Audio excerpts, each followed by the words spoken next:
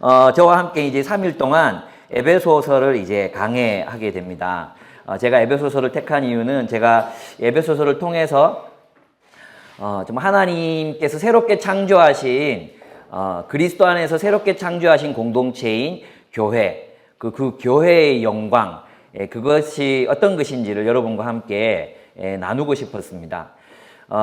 이 에베소서에서 말하는 교회는 우리 복음서에 보면 하나님 나라 이야기가 많이 나오잖아요. 하나님 나라. 그 하나님의 나라를 로마와 헬라의 그런 문화 속에서 이 교회라는 이름으로 풀어낸 것이 바로 에베소서입니다. 그래서 신약 성경에 하나님 나라가 나오지 않는 게 아니라 굉장히 이렇게 문화적인 옷을 입고 로마와 헬라인들에게 들려지기 쉽도록 그렇게 이 에베소서가 기록되어 있습니다. 그래서 저는 제가 바라는 것은 뭐냐 하면 제 마음속에 지금 굉장한 흥분이 있고 또 제 마음속에 어떤 막 이런 벅참이 있거든요. 이 교회를 생각할 때 생기는 그런 벅참이 있는데 그 영광을 저와 여러분이 함께 보게 되었으면 좋겠다는 생각을 하게 됩니다. 제가 지금 교회 얘기를 하니까 여러분 교회 그러면 어떤 것들이 여러분의 머릿속에 이미지로 이제 떠오르십니까? 어떤 것들이 떠오르시죠? 건물에서 모여서 장의자에 앉아서 예배 드리는 장면, 주보에 낙서하고 있는 나 자신을 발견하고 대표 기도가 끝났나 싶었는데 벌써 축도를 하고 있는 성가대석이 있고 장로님들이 계시고 이런 그런 어떤 모습들의 여러분 교회를 연상하실 것 같습니다. 물론 그 교회죠. 그러나 이 에베소서에서 말하는 이 교회는 그것보다 훨씬 더 큽니다. 에베소서에서 말하는 이 교회는 바로 하나님 나라 그 자체입니다. 정말 영광스럽게 그렇게 기록되어 있습니다. 우리는 교회를 하나의 기관으로 생각하는 경향이 많이 있습니다. 그래서 우리가 그리스도인이니까 로드십을 인정한 예수를 그리스도로 모시는 사람들이 마치 학교 생활 그리고 뭐 내가 일상 그다음에 또 그 직장 생활 또 가정 그리고 교회 생활도 마치 예수 그리스도의 주되심 안에서 하면 되는 것처럼 하나의 나의 삶의 어떤 한 기관으로 존재하는 내가 이게 학교를 다니고 학원을 다니고 직장을 다니듯이 교회도 내가 다니는 어떤 장소와 또 공동체로 생각하는 경향들이 있다는 것입니다. 그런데 교회는 에베소서에서 우리에게 보여주고 있는 교회는 그것을 훨씬 뛰어넘는 그것은 하나님이 창조하신 새로운 세상이다. 하나님이 창조하신 우리가 몸담고 살아가야 할 새로운 세계인 것을 우리들에게 역설하고 있습니다. 그래서 교회는 단순한 어떤 기관이 아닙니다. 우리는 교회를 통하지 않고는 세상을 바르게 볼 수도 없고 또 교회를 통하지 않고는 세상을 하나님이 원하신 뜻대로 살아갈 수도 없습니다. 교회가 뭐겠습니까? 그래서 교회를 먼저 정의해야 되겠죠. 교회는 여러분 IBF는 교회입니까 아닙니까? 여러분 교회입니다. 여러분 캠퍼스에 존재하는 교회입니다. 여러분이 교회라는 말은 그리스도 안에서 새롭게 창조된 하나님의 백성들의 공동체라는 뜻입니다. 여러분이 몸담고 살아가야 하는 새로운 세계가 바로 교회라는 것입니다. 그것을 이제 그 이야기들을 여러분과 함께 에베소서를 통해서 함께 나누어 보고 싶습니다. 먼저 이제 들어가면서 이제 이 에베소서에서 우리들이 받게 되는 축복에 대해서 우리가 그리스도 안에서 받게 된 그 축복이 무엇인가에 대해서 바울이 이야기하고 있습니다. 그래서 3절에 보시면은 여러분 3장 1장 3절에서 14절까지가 한 문장이에요. 한 문장. 이렇게 말하는 사람들 짜증나죠? 저희 공동체에 한 명 있었어요. 좀 버릇을 많이 고쳤는데 얘기가 끝났다 싶으면 하여튼 계속 접속사가 나오면서 언제 끝나지? 이제 바울은 이 긴 이 구절을 정말 감격에 겨워서 한 문장으로 뱉어내고 있습니다. 쏟아내고 있습니다. 그러면서 그것 우리에게 찬송하리로다는 말로 시작하고 있습니다. 찬송하라고 합니다. 왜냐하면 하나님 예수께서 그리스도의 아버지께서 그리스도 안에서 하늘에 속한 모든 신령한 복을 우리에게 주셨기 때문이라는 것입니다. 여러분, 우리 하나님께서 우리에게 복을 주셨습니다.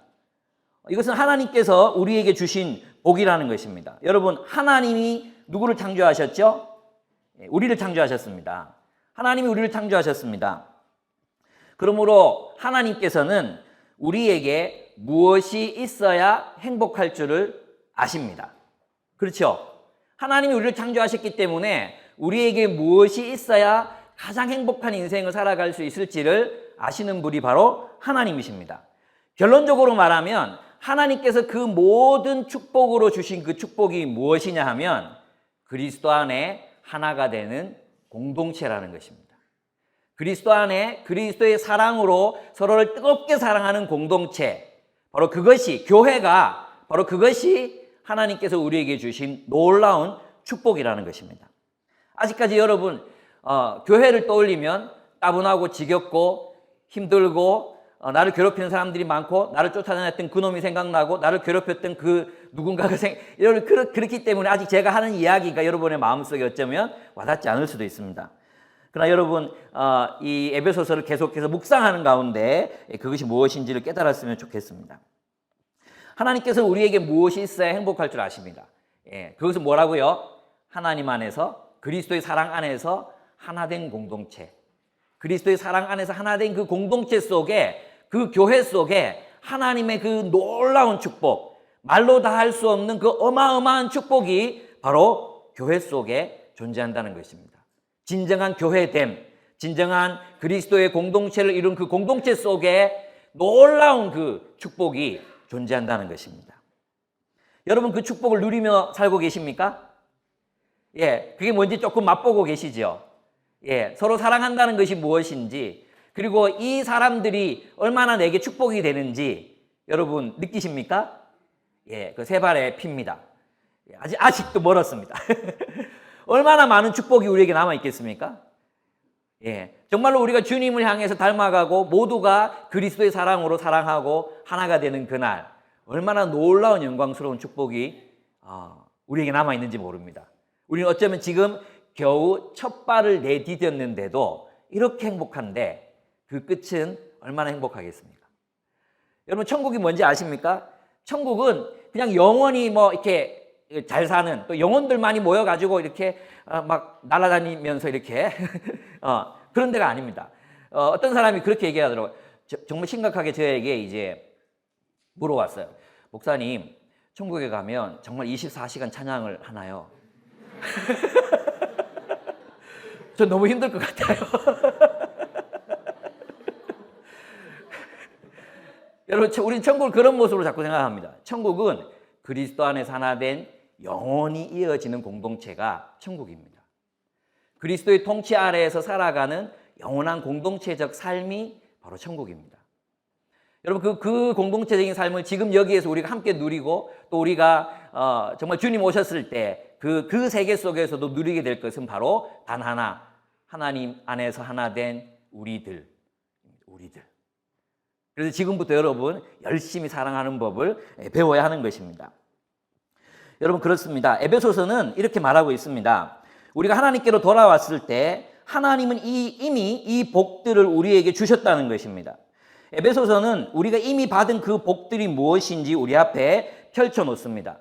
그리고 그것을 지금 여기에서 만끽하며 살아가라고 말합니다. 여러분 송명희 시인 아시죠? 전신 마비이신 그 시인이 지으신 찬양도 다 아시죠? 나 가진 재물 없으나 나 남이 가진 지식 없으나 나 건강 있지 않으나 나 남이 없는 것 있으니 나 남이 못 본 것을 보았고 나 남이 듣지 못한 음성 들었고 나 남이 받지 못한 사랑 받았고 나 남이 모르는 것 깨달았네라고 노래했습니다. 여러분에게 이러한 기쁨, 이러한 축복을 누리는 마음이 여러분에게 있었으면 좋겠습니다. 아멘. 여러분 그리스도인이 되고 나서 이 하나님께서 우리에게 허락하신 이 축복을 누리면서 살아가고 계십니까?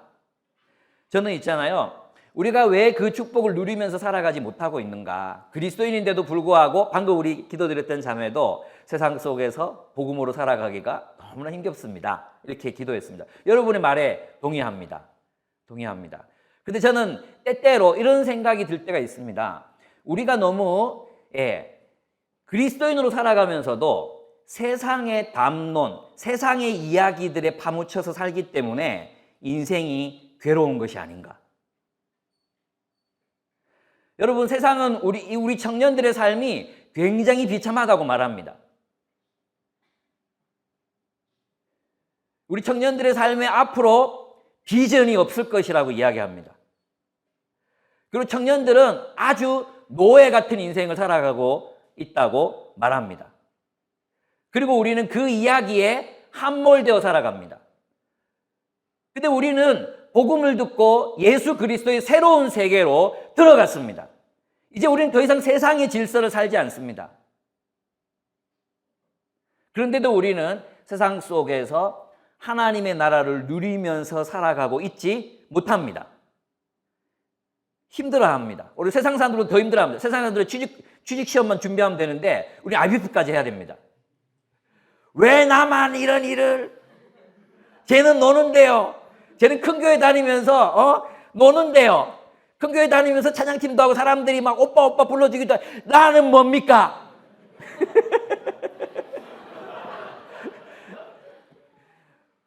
우리의 고통은 더 가중되는 것 같습니다. 여러분, 그것은 세상의 이야기입니다. 에베소서에서 바울은 말합니다. 우리에게 주어진 삶은 충만한 삶이라고. 하나님께서 우리에게 그 놀라운 복을 우리에게 허락하셨다고. 우리는 그것을 누리며 살면 된다고 우리에게 가르칩니다. 여러분, 왜 우리가 고통스럽다고 느낍니까? 왜 우리의 인생이 고달플 것이라고 예견하십니까? 그 이유는 경제적인 이유 때문입니다. 여러분, 그리스도인들이 경제적으로 힘들지 않았을 때가 언제 있었습니까? 예? 또 지금 그래도 우리는 하루 세끼 밥 요즘 못 먹는 사람들이 있으니까 내가 자신 있게 말은 못하겠지만 예, 여러분, 우리 하루 세끼는 다 밥 먹고 살지 않습니까? 못 먹나요? 다이어트 하는 거 말고 예, 그 어느 때보다도 우리는 물질적인 풍요로움 속에서 살아가고 있습니다. 남들보다 더 많이 가지지 못했기 때문에 우리는 불행하다고 느끼는 거죠. 여러분, 왜 우리는 그 경제적인 이야기, 우리가 경제적으로 풍요롭지 못하면 우리 인생도 불행해질 수밖에 없어. 그 누구의 이야기입니까? 그건 자본가들의 이야기입니다. 그건 자본주의를 살아가는 세상 사람들의 이야기입니다. 그렇지 않습니까? 그리스도인들은 그럼에도 불구하고 이 세상 속에 그리스도께서 통치하시는 새로운 세계가 도래했기 때문에 우리는 그 안에서 그 축복을 누리며 기쁨으로 가득한 삶을 살아갈 수 있다고 말합니다. 우리 가운데 얼마나 많은 사람들이 그러한 삶을 살아가고 있습니까? 여러분, 우리 세상의 이야기 속으로 들어가지 맙시다. 그리스도의 이야기를 살아갑시다. 오늘 본문을 보십시오. 찬송하리로다. 뭐합니까? 노래하라는 것입니다. 노래하라는 것입니다. 여러분, 노래가 언제 나옵니까? 아주 기쁠 때, 아주 슬플 때. 그죠? 여러분, 언제 노래합니까? 찬송하리로다. 이것은 하나님의 그 놀라운 축복을 만끽하며 누리며 즐기며 살아가고 있는 사람의 명령인 것입니다. 찬송하리로다. 저는 참 우리가 경제적으로 어려운 시절이 있었습니다. 우리 한국초대교회도 어려웠고요. 또 우리 누굽니까? 우리 최초의 예수 그리스도를 믿었던 그 사람도 대부분 노예들이었고 또 노예로 팔려가기도 했고 비천한 삶을 살았습니다. 그러나 그들은 찬송했습니다. 그들에게 주어진 그 놀라운 축복이 얼마나 큰지를 하나님 앞에서 그들은 구원에 감격하고 기뻐 노래했습니다. 여러분, 우리 그 세상의 이야기에 지배당하지 맙시다. 우리는 그리스도의 이야기, 그리스도의 세계를 살아가는 사람들이기 때문입니다. 그래서 이렇게 말합니다. 3절에 보시면은 하나님 곧 우리 주 예수 그리스도 아버지께 그리스도 안에서 하늘에 속한, 제가 마음이 급해요. 지금 많은 양을 해야 되기 때문에 미안합니다. 하늘에 속한 모든 신령한 복을 우리에게 복 주시되. 이러니까 여러분 어떤 생각이 듭니까? 그래, 그 복이라는 것이 하늘에 속한 복이지. 그러니까 이 땅에서는 누릴 수 없는 거야. 그리고 영적인 복이라며, 그죠? 영혼의 복이야. 그러니까 나의 삶하고는 아무런 상관이 없어. 우리 그렇게 생각합니다. 영적인 복, 그러니까 그것은 마치 기도 생활을 깊이 하고 기도원에 들어가서 영적인 어떤 교감이 이루어지고 이런 어떤 막 공중부양이 일어나고 막 그런 어떤 영적 초월의 세계가 막 천사들이 내 눈에 보인다 막 이런 복이라고 우리는 생각합니다. 하늘에 속한 복이라는 것은 다른 게 아닙니다. 그런 뜻이 아닙니다. 여러분 성경에는 있잖아요. 에베소서, 요한계시록, 로마 살 것 없이 하늘에 속했다는 것은 우리가 하나님 나라의 질서에 속했다는 뜻입니다. 그것을 우리가 죽어서 저 어디론가에 가서 영적인 세계로 들어가서 누리게 되는 축복이 아니라 지금 여기에서 하나님의 통치를 살아가는 사람들이 누리게 되는 복이라는 것입니다. 그것은 탐욕과 다른 이 세상의 질서, 정욕의 질서, 탐욕과 폭력의 질서 속에서 누리게 되는 것이 아닌 하나님이 통치하시고 그 통치에 순종하며 살아가는 삶이기 때문에 누리는 복, 바로 지금 여기에서 누리는 복, 그 복을 우리에게 주셨기 때문에 찬송하리로다라고 말하고 있는 것입니다. 아멘? 그래서 모든 신령한 복은, 모든 신령한 복, 하나님께서 우리에게 주실 수 있는 그 모든 복들, 그 복을 우리에게 주셨기 때문에 우리는 찬송할 수 있다고 말합니다. 그것이 무엇인지를 알게 하는 것이 바로 에베소서의 목적입니다. 여러분, 하늘에 속한 영적인 복이라는 뜻은 하나님의 축복이 우리가 살아가는 세계와 무관한 우리의 영혼만을 위한, 육체 없는 영혼만을 위한 축복이라는 뜻이 아닙니다. 이 말은 탐욕과 폭력이 지배하는 이 땅, 즉 하나님을 떠난 세계로부터 받을 수 있는 축복이 아니라는 것입니다. 결코 이 세상이 돈으로 줄 수 없는, 이 세상의 경제적인 안정으로 줄 수 없는, 이 세상이 결코 맛볼 수도 없고 알 수도 없고 그래서 그렇기 때문에 줄 수도 없는 그 복을 우리가 누리게 된다는 것입니다. 이 복은 전혀 다른 근원을 가진 복이라는 뜻입니다. 그리스도 안에서 하늘에 속한 복이란 바로 영성이 좋은 사람들이 누릴 수 있는 복이라는 뜻도 아닙니다. 그것은 하나님이 통치하시는 질서, 하나님 나라 안에서 누리게 되는 그 축복을 말하는 것입니다. 그래서 이 축복은 그리스도 안에 현존하는 실제의 축복입니다. 여러분, 이 축복은 우리로 하여금 찬송하게 합니다. 이 축복은 모든 축복이기 때문입니다. 모든 축복이라는 뜻이 무슨 뜻이겠습니까? 우리의 모든 갈망을 채우고도 남는, 우리가 그동안 바래왔던 그 모든 우리 안에 있는 깊은 갈망들을 채우고도 남는 모든 축복이 그리스도 안에 있다는 것입니다. 그게 무엇이겠습니까? 그리스도 안에 있는 공동체 속에 우리가 갈망하는 그 모든 것들이 존재한다는 것입니다. 그리스도의 세계 속에. 여러분, 하나님께서 여러분에게 무엇을 채워주시면 행복해지겠습니까? 남자친구, 여자친구, 스포츠카, 외모. 김태희가 33 사이즈를 입는다는데 슬림한 방금 진짜인지 확인하려고 또 휴대폰 꺼내는 사람이 있었습니다.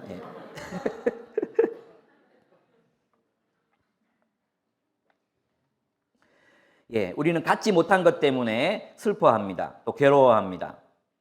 그래서 하나님께서 이미 우리에게 주신 것들을 누리지 못하고 있습니다. 하나님이 우리에게 주신 것들은 정말로 우리가 원해왔던 것들, 하나님 안에 모든 축복입니다. 우리의 모든 것을 채우고도 남는 축복이 바로 하나님 안에 있습니다. 그래서 우리는 함께 기도해야 합니다. 송명희 시인도 또 사도 바울도 그들이 본 것을 볼 수 있도록 우리의 눈도 열려서 그 하늘에 속한 축복이 무엇인지 알게 해 주십시오. 보게 해 주십시오. 그리고 누리게 해 주십시오. 그러한 기도를 우리는 드려야 합니다. 그러면 그 축복이 무엇인지 오늘 6가지 축복을 여러분과 함께 나누려고 합니다. 첫 번째 축복은 바로 하나님의 사랑입니다. 우리 4절을 한번 읽어보겠습니다. 같이 한번 심심하니까 같이 한번 읽어보겠습니다. 이게 이제 방송을 하니까 제가 상당히 부자연스러워지는 저의 모습을 발견합니다. 제가 이렇게 점잖지 않았는데 오늘 뭔가에 지배당하는 듯한 느낌이 듭니다. 우리 4절 한번 같이 읽어보겠습니다. 시작. 곧 창세전에 그리스도 안에서 우리를 택하사 우리로 사랑 안에서 그 앞에 거룩하고 흠이 없게 하시려고. 그 앞부분에 보시면 창세전에 그리스도 안에서 우리를 택하사 우리로 사랑 안에서, 거기까지가 좀 애매하잖아요. 번역을 세 번역으로 한번 보겠습니다.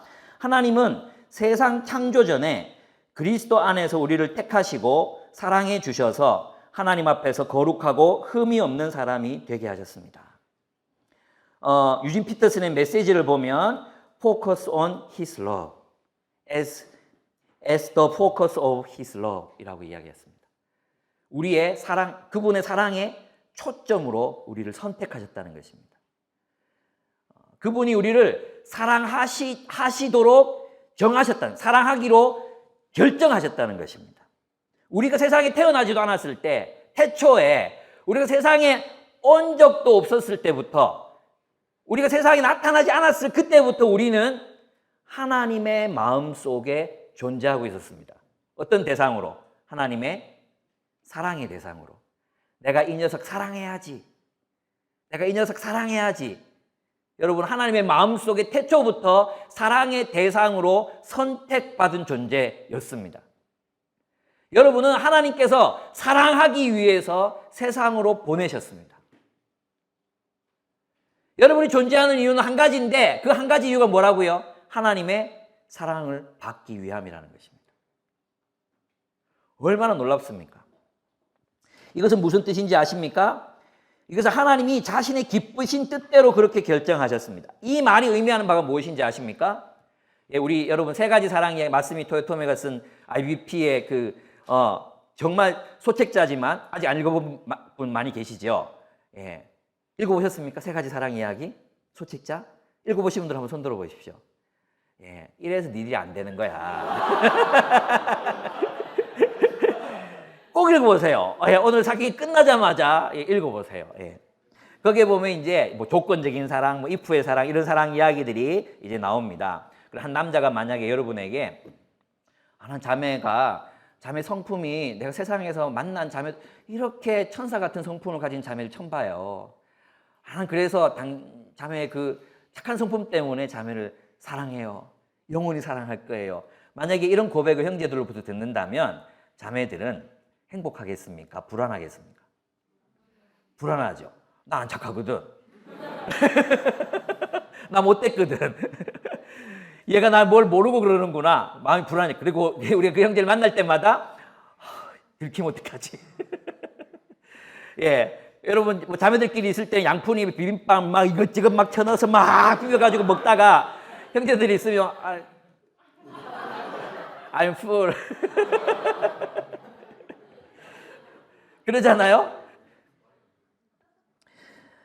여러분, 그래서 우리 만약에 어떤 사랑의 근거가 나 자신의 어떠함에 달려 있다면 우리는 불안할 수밖에 없습니다. 네가 나를 사랑하기 때문에, 네가 똑똑하기 때문에, 네가 스마트하기 때문에, 네가 날씬하기 때문에, 네가 예쁘기 때문에 다 지나갑니다. 그렇지 않습니까? 여러분, 하나님께서 우리를 사랑하시기 위해서 사랑의 초점으로 우리를 부르셨다는 것, 사랑의 대상으로 우리를 선택하셨다는 것은 우리의 어떠함에 하나님의 사랑이 달라지지 않는다는 것입니다. 내가 못생겨도 주님이 우리를 사랑하십니다. 내가 무능해도 주님이 우리를 사랑하십니다. 내가 무기력해도 주님이 사랑하십니다. 내가 쓰러졌을 때도 주님이 사랑하십니다. 내가 범죄했을 때도 주님은 여전히 나를 사랑하십니다. 왜? 주님이 결단하셨기 때문입니다. 우리는 흔들립니다. 우리는 누군가를 사랑하는 일들에 늘 흔들립니다. 저도 결혼하고 나서 얼마나 후회해. 이거 방송되는구나. 이거 자르지도 못하는구나. 미안합니다. 결혼하고 1년 동안 많이 후회했어요. 차라리 혼자 살걸. 자매도 마찬가지로 생각했을 것입니다. 우리의 사랑은 불안정합니다. 그러나 하나님의 사랑은 영원하시고 불변하십니다. 우리가 어떠하다고 해서 흔들리시지 않습니다. 우리가 하나님 편 안 들어드린다고 하나님이 우리를 사랑하시는 그 사랑이 흔들리지 않습니다. 그 사랑이 우리의 어떠함에 달려있지 않다는 것. 여러분, 우리는 항상 그분의 마음속에 있었습니다. 태초부터. 여러분이 응애 소리를 내면서 세상에 쪼글쪼글한 피부를 가지고 세상에 태어났을 그때부터, 눈도 못 떴을 그때부터, 엄마라고 부르면서 엄마가 눈 마주쳤을 때 그때부터, 그때도, 여러분이 동생들도 두들겨 팼을 그때도, 여러분이 누군가의 물건을 훔쳐왔을 그때도, 누군가의 마음을 아프게 했을 그때도, 여러분이 쓰러져서 넘어졌을 그때도, 그리고 지금도 주님이 여러분을 사랑하십니다. 왜? 하나님이 결단하셨기 때문입니다. 그래서 주님 앞에서 내가 이런 모습이니까 주님 나 사랑 안 할 거야. 아닙니다. 여러분, 신앙이 뭔지 아십니까? 믿음이란 하나님의 사랑을 신뢰하는 것입니다. 그 믿음이 여러분을 거룩하게 빚어갑니다. 그 하나님에 대한 사랑을 우리가 신뢰하고 믿을 때, 그 사랑을 여러분의 가슴 속에 깊이 받아들일 때, 그제서야 비로소 우리는 변화되어 갑니다. 여러분, 그 사랑을 신뢰하십시오. 믿으십니까? 지금 여러분의 모습 그대로를 사랑하십니다. 여러분, 이 첫 번째부터 이미 우리 대부분의 문제가 해결되는 것입니다. 우리가 진정으로 원하는 것이 무엇입니까?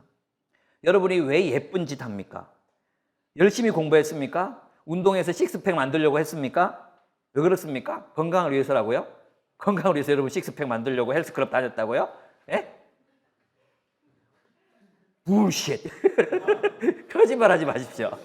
우리는 사랑하고 싶었습니다. 사랑받고 싶었습니다. 예. 내 식스팩을 누군가가 바라봐주면서 멋있어. 거울 보면서 실제 좋아하는 사람 자기밖에 없거든요. 우리가 진정으로 원하는 것은 사랑받는 존재가 되는 것이었습니다. 우리가 열심히 노력했던 그 이유, 여러분이 지금도 그렇게 뼈 빠지게 고생하면서 공부하고 노력하고 있는 그 이유가 뭡니까? 사랑받기 위해서입니다. 사랑은 우리가 참으로 간절히 바라는 것입니다. 여러분, 제가 이제 나이가 51가 됐어요. 네. 개를 싫어하는 남자들이 나이 50이 지나면 개를 키우기 시작합니다. 왜 그런지 아십니까? 그리고 개가 그렇게 좋아진답니다. 그리고 이제 친구들끼리 모이잖아요. 그 제가 실제로 들었어요. 친구들끼리 모이면 뭐라고 얘기하느냐 하면 세상에 아무도 필요 없다. 마누라도 필요 없고, 자식 새끼들도 필요 없다. 이 개새끼 한 마리만 있으면 된다. 얘가 얼마나 식구보다 더 간자. 집에 들어가면 뭐 꼬리를 흔들면서 막 반겨주는 놈은 이 개 한 마리밖에 없다. 인생 헛살았다. 이 개새끼만 있으면 된다. 외로워지거든요. 나이 50이 되면 외로워지거든요. 아내는 곰국 끓여놓고 제주도 여행 갔다가 필리핀 갔다가 막 또 자식들은 아버지 밥 진지는 드셨는지 거들떠도 보지 않습니다. 여러분 지금 그러고 있지 않습니까? 아버지 외롭게 많이 해드리고 계시죠? 똑같이 당합니다. 예, 여러분의 부모님들이 아빠가 특별히 개를 사겠다고 이야기할 때는 여러분이 특별히 아버님께 마음을 많이 쓰셔야 합니다.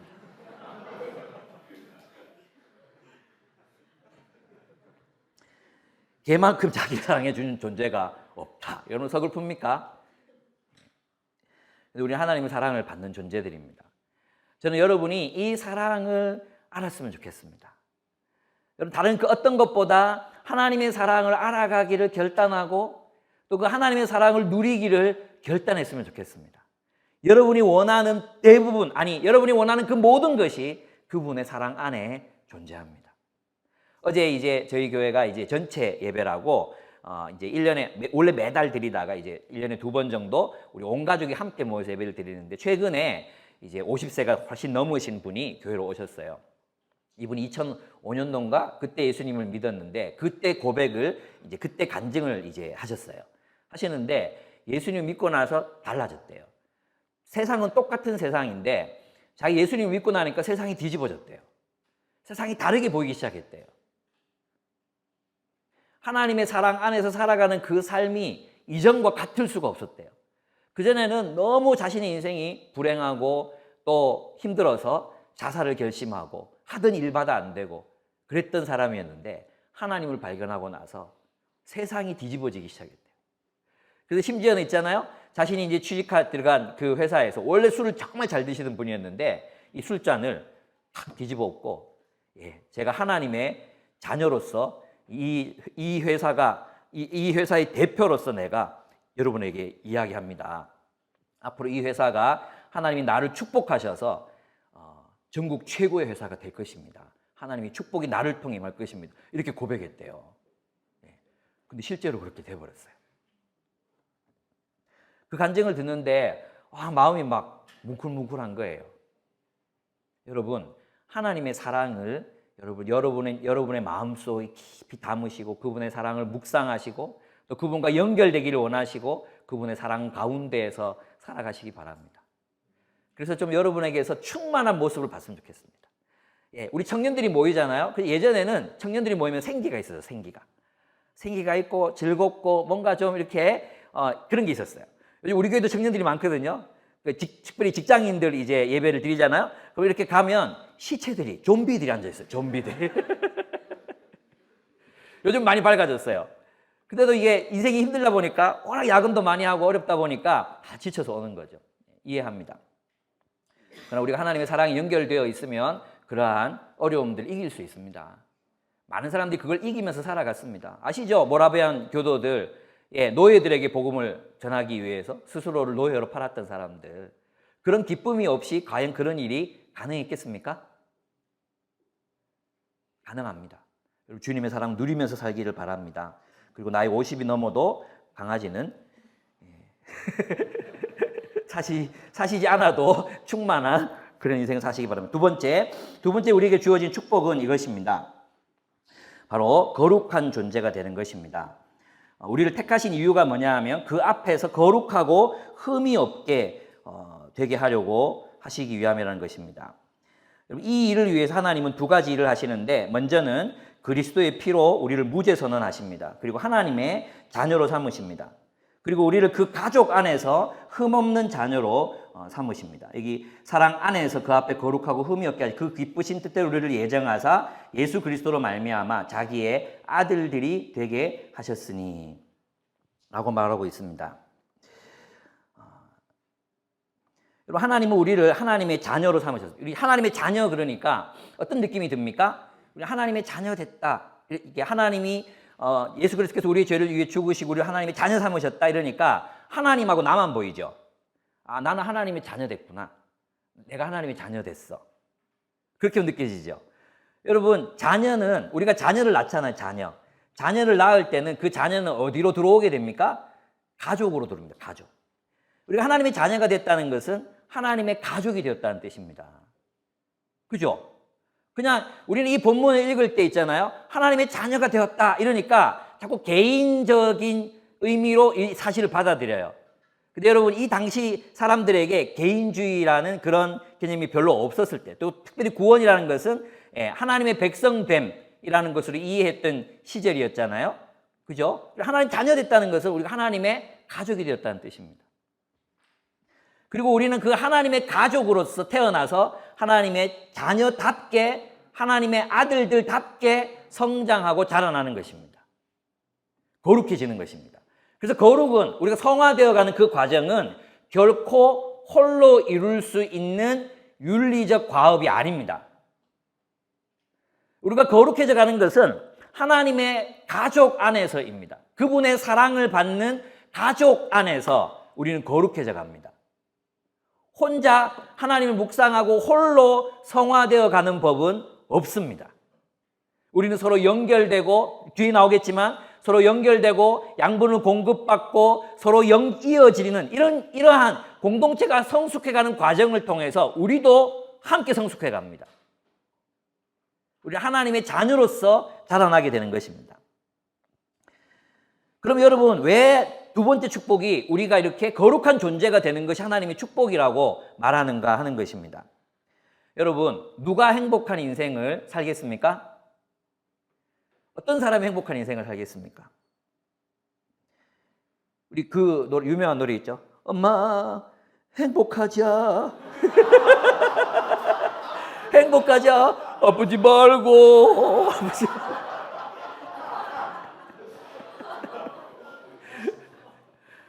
어떤 사람이 행복한 삶을 살겠습니까, 여러분? 여러분, 행복한 사람이 행복한 삶을 삽니다. 여러분, 지난번 사경에 와서도 제가 얘기했죠. 예, 행복한 존재가 행복한 삶을 삽니다. 행복한 사람은 주변 환경이 열악해도 행복합니다. 행복한 사람은 항상 행복합니다. 돈이 없어도 행복하고 돈이 많아도 행복합니다. 불행한 사람은 돈이 많아도 불행하고 돈이 없으면 더 불행합니다. 불행한 사람은 자매가 있어도 불행하고 없어도 불행합니다. 무슨 뜻인지 아시겠습니까? 여러분, 그래서 주님께서 우리를 참으로 하나님의 그 모든 축복으로 축복하시기 위해서 우리에게 베푸시는 게 뭐냐 하면 거룩입니다. 거룩. 거룩이 뭡니까? 하나님의 성품이라 그랬죠. 기억나십니까? 그러면 거룩을 다른 말로 하면 뭐가 된다 그랬어요? 거룩이란 사랑입니다. 하나님은 사랑이시니라. 여러분, 거룩이 뭡니까? 거룩은 성경책을 옆에 끼고 이렇게 이 세상과 마치 아무런 상관관계, 물질적인 삶을 살지 않고 초연한 저 하늘을 바라보며 이 땅에 발을 딛지 않고 밥도 먹지도 않고 누리지도 않고 그렇게 살아가는 삶은 거룩이 아닙니다. 거룩은 하나님의 성품을 담는 것입니다. 하나님의 그 성품, 그 영광이 드러났을 때 그것은 어디에서 그 영광이 나타났습니까? 십자가였습니다. 십자가. 십자가는 하나님의 영광, 하나님의 그 영광이 드러난 장소, 하나님의 성품이 드러난 장소입니다. 아멘? 여러분, 우리가 거룩해져 간다는 것은 우리의 존재가 하나님의 사랑으로 충만해져 간다는 것입니다. 하나님을 닮은 사랑으로 충만해져 가는 것, 사랑의 존재가 되는 것, 그것이 행복의 조건입니다. 여러분, 하나님께서 여러분을 축복하시기 위해서 하시는 일이 있습니다. 그것이 뭔지 아십니까? 하나님의 가족 안에서 여러분을 거룩하게 만들어 가시는 것입니다. 여러분, 이제 그 운명을 타고났습니다. 여러분은 그 그리스도 안에 있기 때문에 이 사람들과 함께 갈등하고 싸우고 또 화해하고 받아들이고 또 용납되고 사랑하고 사랑받고 하여튼 막 지랄 발광을 하면서 우리는 이제 성숙해 가는 것입니다. 하나님의 성품을 담는 것입니다. 그 하나님의 충만함에 이르는 것입니다. 그 충만함은 그냥 세상으로부터 초연해지는 상태가 아니라 하나님의 거룩한 사랑으로 충만해지는 거예요. 그 사랑으로 충만한 사람들이 인생을 행복하게 살 수 있습니다. 그래서 있잖아요.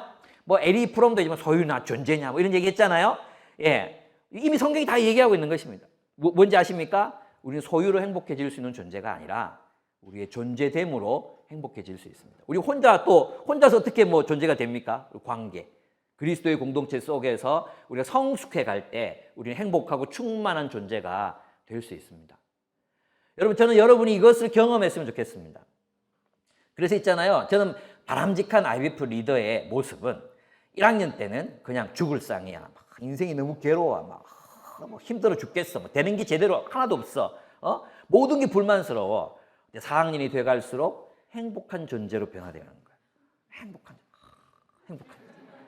행복을 누리는 이 행복의 행복의 이 감수, 요 촉수, 행복을 느끼는 촉수가 성숙한 사람들은 점점점 자라나는 거예요. 행복, 개나리꽃, 행복, 달팽이가 기어날, 행복. 그 모든 곳에서 하나님의 임재를 느끼고 그 사랑을 경험할 수 있는 존재. 하나님의 사랑으로 가득해져 가는 존재. 그런 존재가 바로 리더인 거죠, 리더. 근데 우리는 거꾸로 보여주죠. 1학년 때 굉장히 행복했는데. 시간이 지날수록 초췌해져 가고, 마치